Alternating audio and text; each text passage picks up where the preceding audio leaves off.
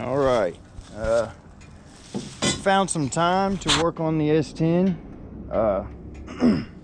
Yesterday I got some done, and today I started on it about 30 minutes ago. So what I'm doing now is boxing in the rear of the frame, because on these S10s it's boxed in all the way up to the front, but then once you start getting back down here, I think it stops right around here. So I'm starting it a little ways back to keep the strength of what they put in. So this is my first time doing this, so of course the first couple of plates I did were over here. I screwed them up a little bit. What I thought I was going to do was cut a piece a certain length and then put it in place, and then, you know, just grind it down to fit. Well, that took a long time. That was very time consuming and not a very good way to go. So this is two pieces here. I cut a piece 12 inches long and then just cut it while it was on the frame, welded it in. Did the same thing here. Not very good. So on the other side, I thought, all right, let's do templates. So I got some cardboard, put it up there, drew it out on the cardboard, cut the cardboard, and then transferred it to metal. And now this is all one piece. Freaking GoPro, stay lit. God dang. So this is all one piece. Much quicker, much easier, much better fit, a lot less grinding to do. So that's the way I'm gonna go from now on. I got those in yesterday. I welded this in just a little while ago. That was the first thing I did. So now that I got this welded in, I can cut this piece out and then keep going all the way to the next one. Same over here. I'm going to grind this down some. I'm going to grind it down a little bit so that, you know, it fits a little better, because I'm using 10 gauge and that's the same size as this frame, so it doesn't just bend where you want it to go, you know. It's not that easy. So I'm going to just try to straighten this up a little bit without taking away too much material. I'm not going to cut it. Where it dips in, I may just let it go straight and then fill it in with scrap pieces, like right here. See how it dips in? So I may just come straight across here and then just fill that in, just cut a piece to fill it in with. I think that would be the best. So I got two 1 foot wide, 6 foot pieces to do this with. Now the first part here, with all the bends in it, that's gonna take, you know, a lot of the material, especially doing templates and cutting it all out of one piece. Well, in like 1.5 foot section, something like that. And then the back part back here, it's a lot narrower. It's a lot narrower, straighter right here. I can do that in sections and smaller pieces, and that'll be just fine. So I don't think I'm gonna have a problem with having enough material. I think it'll work out. Another thing that I wanted to mention was these front shackles, or leaf spring mounts, whatever you want to call them. They are freaking held in by 1, 2, 3, 4 rivets, and that is all. That's it. I plan on having enough power to rip that shit out, so I'm fully welding it all the way around. I'm going to box this in, fill in that gap. I'm gonna fill that in, that right there. I probably just weld across that and make a gap, but it's getting welded all the way around. I've already welded everything that I don't have to fill in. I filled in a piece over here, right here. Excuse my shitty welding. I'm self-taught and only been doing it for a small amount of time. This was a split. I welded and grinded it down. But that's a filler piece to fill in a gap right there. That's just a weld gap. But yeah, that I'm welding all the way around. That's how it looked, pretty much. Maybe not. I think that I did more grinding on this side and the plate fit down a little further, but this side I did a template, so I had to put it where it had to go. This side I just put it wherever. So it ended up being a little different. So this side I'll probably just make me a filler piece to go all the way across and get that filled in and welded and make that as strong as possible. Who knows, in the future I may be just cutting them out and putting in new ones. I don't know.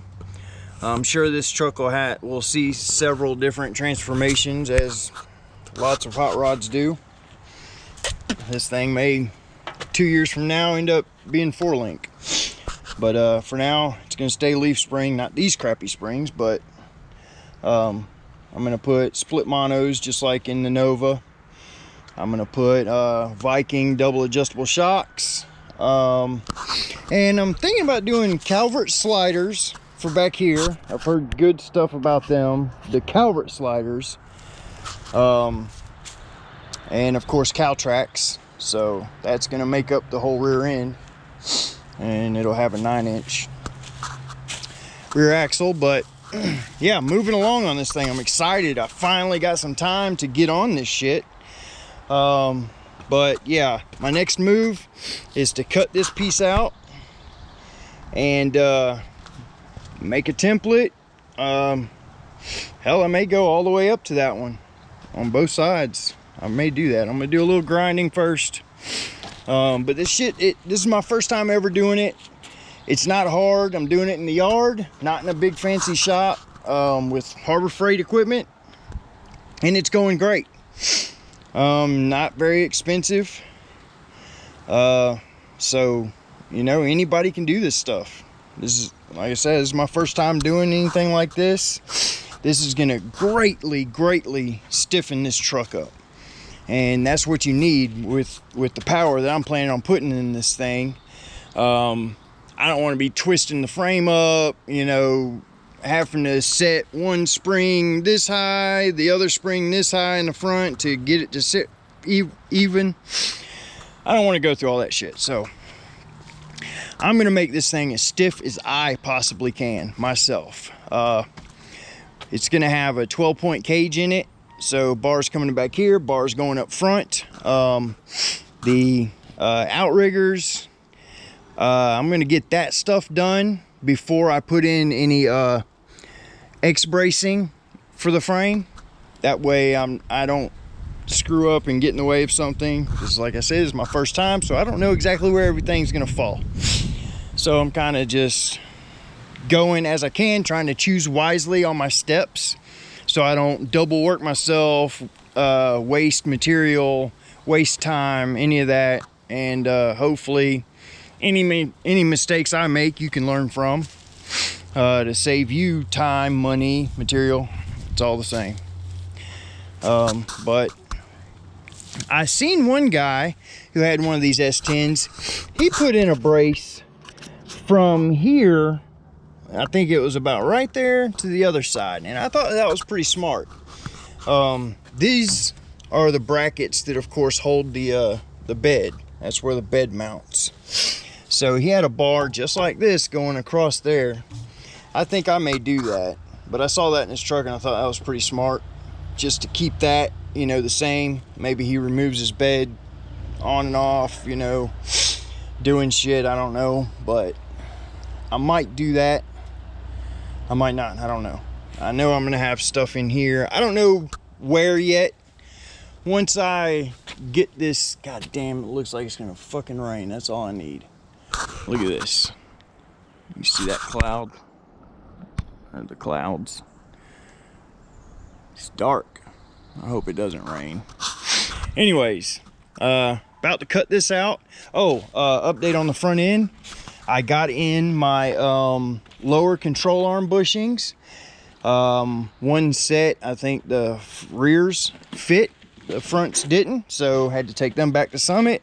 They remeasured my control arm again and ordered me another set. They came in yesterday, so I'll have them put in tomorrow. The ball joints are in, the other bushings are in, and then I can start assembling the front end. I do have to get coilovers though. I did say at the beginning that I was going to stick with the stock spring and, you know, for the budget purpose, but that's not going to stay with me very long, and I want the adjustability.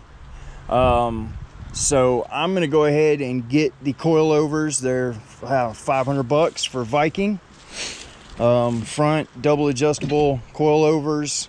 Comes with the hardware to adjust the spring easily, and the tool. So I gotta do it. I can't not do it. So I'm just gonna go ahead and do it to save myself from putting in the stock spring and some other shocks that I won't be able to use afterwards. I'll have to sell. So I'm just gonna go ahead and do it. You, on the other hand, you can do whatever the hell you want.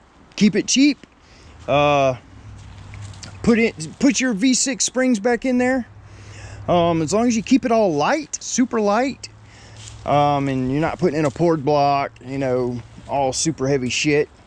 Them V6 springs, I've seen work over and over and over again. I've seen work with a good shock. They will work. Or if you want to get some stiffer springs, do it.